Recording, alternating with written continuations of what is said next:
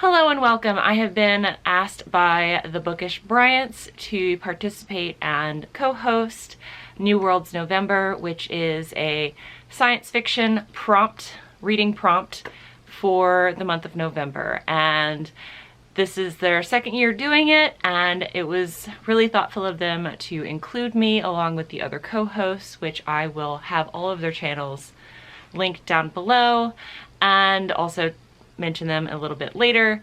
But as far as New Worlds Novembers goes, it's a 4-week challenge, and the first week you can read anything terrestrial that's sci-fi related. So terrestrial means, time travel to a future or distant past Earth, or it could be anything that originates on Earth, thus terrestrial.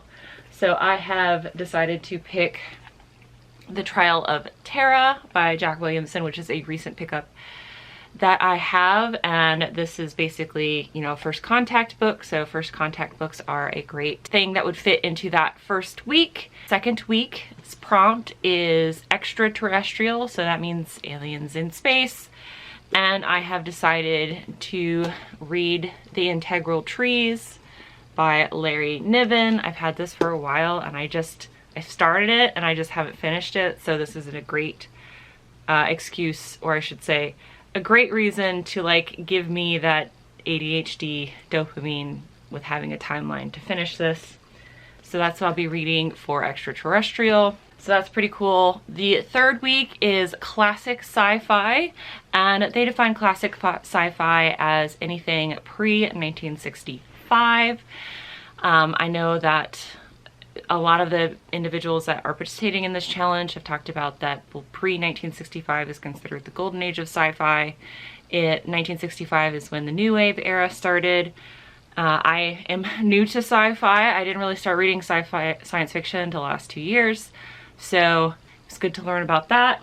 And because of the fact that I actually recently finished H.G. Wells' The Time Machine and enjoyed it, and it's considered a classic in addition to definitely being classic sci-fi, I am going to go ahead and read The War of the Worlds by H.G. Wells. And this really cool, I like this graphic here. This is not a book without a barcode. It does still have a barcode, but it also has MTV written inside the cover.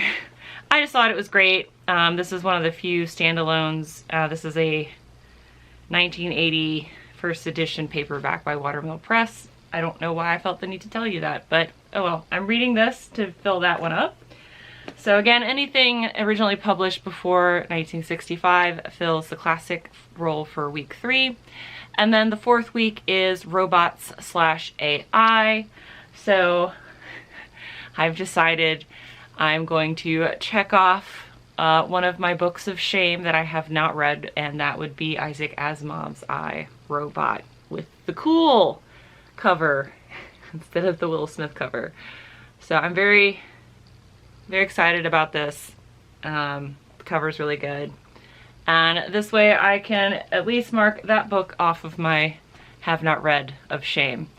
So those are the 4 prompts. So again, first week is terrestrial, second week is extraterrestrial, third week is classic science fiction, so pre-1965, and then fourth week is robots/artificial intelligence.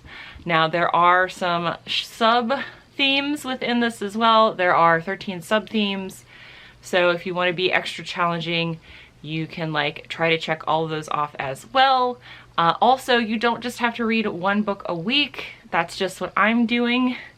I do have some other books set aside just in case my brain decides it wants to let me read a whole bunch. But if you would like to add a little bit, or if you have more free time and you maybe want to narrow things down a little bit more, the other sub-themes that you can also check off the list are alien archaeology is the first one, alien romance is the second one, translated work, so I'm guessing that means that a work where it was translated from its original language, which I don't really know a whole lot about, so that would be very impressive if you found that. So the fourth one would be alternate worlds, alternate dimensions. So, if you like reading Doctor Who, that would be a good one. The Q universe, I guess, would count that for Star Trek.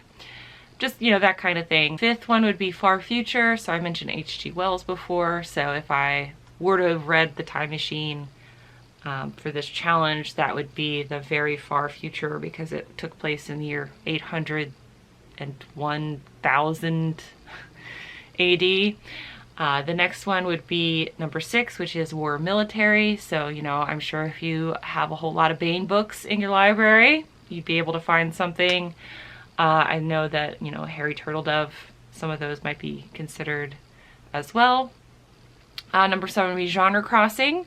So that would be something like a science fantasy, like Elven Bane or Dream Snake. That would be considered science fantasy. Or something that crosses over with sci-fi and horror. So, you know, like one of Matt's favorite books is Blood Music. So that kind of thing, where it's like a lot of body horror or whatever. Number 8 would be First Contact. So my first book that I'm going to read for the first week, The Trial of Terra, would be considered a First Contact book by my understanding of the synopsis I've read of this book. So I've already clicked that off.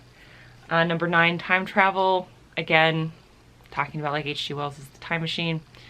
Number 10, Invasion. So aliens are coming down and taking over the world. So that would be Arthur C. Clarke's like My Childhood's End. That would be considered like taking over the world. Invasion.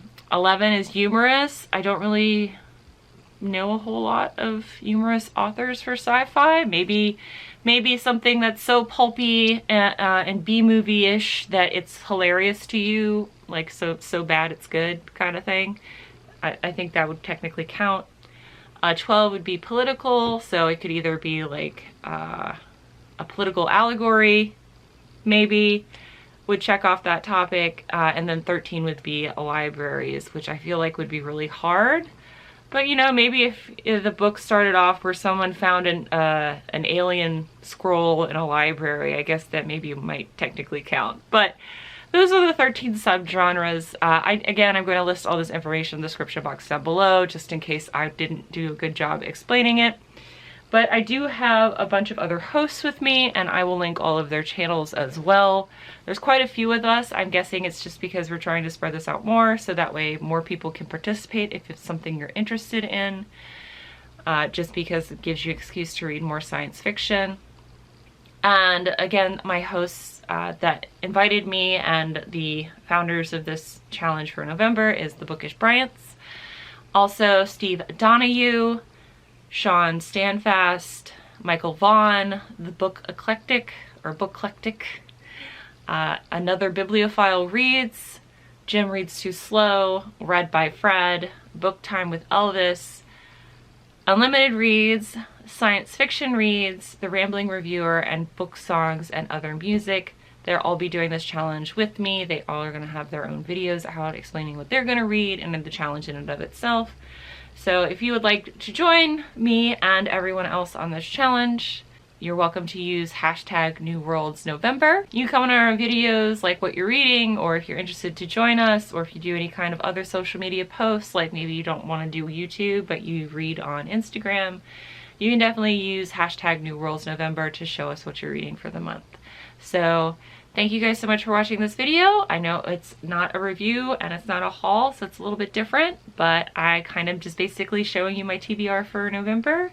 And I hope some of you guys will have a really good excuse to read more science fiction for the month of November. Again, the Bookish Bryants, thank you for asking me to join and for giving me some motivation to read more sci-fi for the month. And I will see you guys in my next video. Bye! Bye!